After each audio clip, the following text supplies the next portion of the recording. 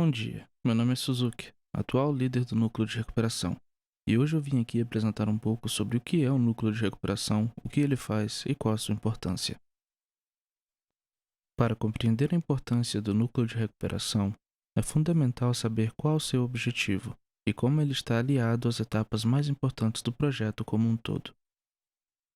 O trabalho do núcleo tem basicamente o objetivo de recuperar o foguete em missão, seja controlando totalmente sua descida ou no mínimo reduzindo sua velocidade de queda sem oferecer grandes danos ao foguete após o impacto.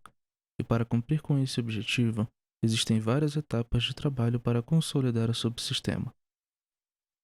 A idealização do projeto de recuperação se inicia tendo em mente o tipo da missão, ou seja, qual a altura é esperado que o foguete alcance, o apogeu, pois a partir disso tem-se a ideia de sua potência e qual a demanda de segurança.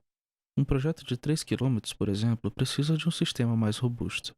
Então, precisa-se definir qual tipo de injeção que estará interligado com o design do módulo, que pode ser definido junto ao núcleo de estruturas e suas demandas de segurança, o método de implantação que depende do tipo de injeção e apogeu da missão, montagem de circuito e altímetros a serem utilizados e, por fim, testes de solo.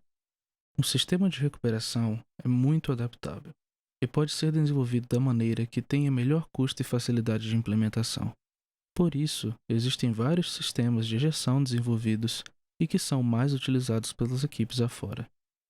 Primeiramente, temos o sistema que podemos chamar de eletromecânico, que tem como forma de injeção uma mola que impulsiona um paraquedas para fora do foguete.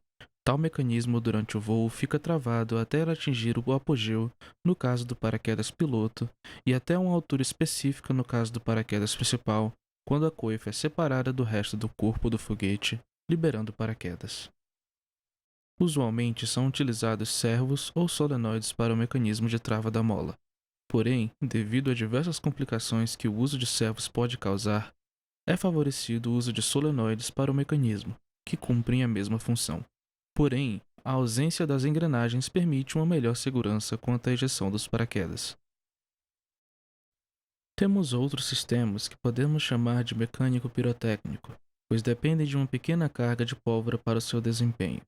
Em uma das figuras é possível identificar o sistema de tranca, 2 Ls de acrílico, que é utilizado na escotilha do módulo de recuperação. O fecho que une as trancas é de fita plástica 5 mm, por ser esta altamente resistente e ao mesmo tempo fácil de cisalhar, com uma guilhotina pirotécnica, com uma pequena carga de pólvora negra. No espaço entre as trancas é posicionada uma guilhotina que irá cisalhar o fecho, liberando a escotilha do módulo e consecutivamente o paraquedas. Ainda no interior do módulo é colocada uma cama de PVC disposta com elásticos para auxiliar na ejeção do paraquedas pela escotilha. Outro sistema à base de pólvora é o de CO2, onde é utilizado um mecanismo composto por um embolo, molas e um cartucho com uma determinada gramatura de CO2. No embolo, há uma pequena peça pontiaguda que, após a ignição da pólvora, irá se movimentar e furar o cartucho, disparando a carga de CO2 que irá ejetar o paraquedas. E por fim, temos o sistema pirotécnico, que funciona totalmente à base de pólvora. Geralmente são utilizados canisters, ilustrados na foto, ou pistões de pressão. Nesse subsistema, a ejeção do paraquedas depende da pressão gerada pela ignição da pólvora no módulo. O módulo deve ser totalmente vedado para que não haja nenhum escape de pressão e possibilitar a melhor eficiência. Já o design do módulo deve ser definido de acordo com o sistema de ejeção a ser utilizado e as demandas de segurança do projeto estrutural. Dependendo do sistema de ejeção, algumas opções são mais viáveis e outras não. As ejeções podem ser feitas por separação de módulos do foguete ou apenas pela abertura da coifa. Também existe a possibilidade de usar uma abertura lateral. Juntamente com essas escolhas, também tem um método de implantação, que deve ser definido considerando o apogeu. Se o apogeu da missão for inferior a 1.500 metros, ainda é viável a utilização de apenas um paraquedas, que é aplicável a qualquer design apresentado. O apogeu sendo superior a 1.500 metros, é necessária a utilização de um sistema de 2 paraquedas, que irá desempenhar 2 funções diferentes: fazer o controle do alcance e a descida controlada. Nos últimos projetos, foi utilizado um mecanismo auxiliar chamado Tender Descender, que é composto por links resistentes que ajudam a fazer a separação de implantação quando são utilizados dois paraquedas na missão. Ele possui uma pequena carga de pólvora que, ao ser acionada, separa os links e faz a implantação de apenas um dos paraquedas, que devem ser implantados em momentos diferentes. O controle da descida após o foguete atingir seu apogeu é feito pelo uso de um sistema de paraquedas que, com sua forma, tamanho e tecido, irá produzir o arrasto necessário para o foguete realizar uma descida controlada. O paraquedas deve ser dimensionado utilizando algumas fórmulas aerodinâmicas considerando parâmetros do foguete e da missão, de forma que seja feito de um tamanho adequado.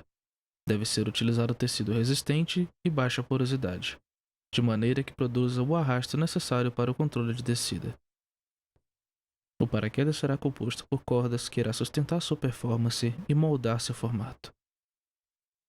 Em qualquer sistema de recuperação, é indispensável o uso de alguma automação. Na nossa missão, é necessário o uso de um altímetro para detectar o apogeu. Este deve ser configurado de acordo com o objetivo da missão para o funcionamento adequado. Um altímetro que é muito utilizado nas missões é o Stratologger, que por meio da leitura da pressão estática, detecta o apogeu desejado e emite uma pequena carga que irá ignitar a pólvora, se for o caso, e realizar a implantação no momento correto. Ao utilizar um paraquedas como sistema de recuperação, é importante saber, principalmente, como sua presença influenciará na velocidade final do foguete, e também como contribuirá para a força de arrasto durante a queda.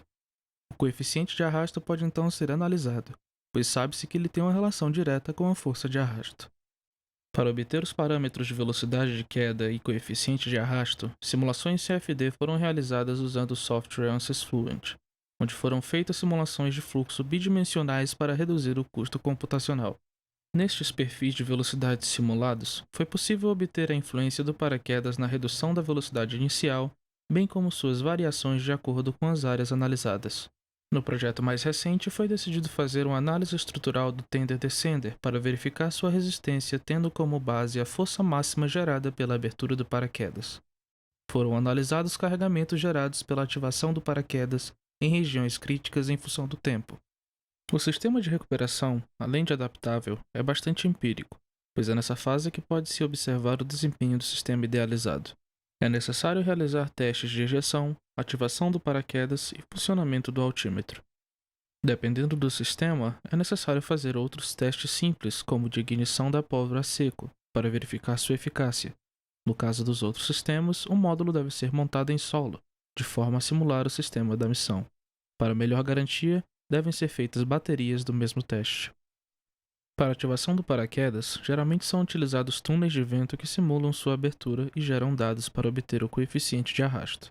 Também existem formas adaptáveis, como acoplar um módulo a um veículo simulando uma velocidade para a abertura do paraquedas. Para testar o altímetro, utilizamos um drone que alcance determinada altura, de forma que o altímetro possa fazer a leitura de pressão e ao drone acoplamos fósforos elétricos que serão acionados na altura que o altímetro foi configurado. Após o teste, o altímetro gera alguns dados que são inseridos em gráficos que indicam se os fósforos foram acionados no momento correto. Finalmente, o sistema é testado de forma completa e, funcionando de forma satisfatória, ele é consolidado e estará pronto para a missão. Caso queira saber mais sobre a equipe e os outros núcleos, acesse nossas redes sociais. E se tiver alguma dúvida, entre em contato conosco que nós teremos o prazer de respondê-los.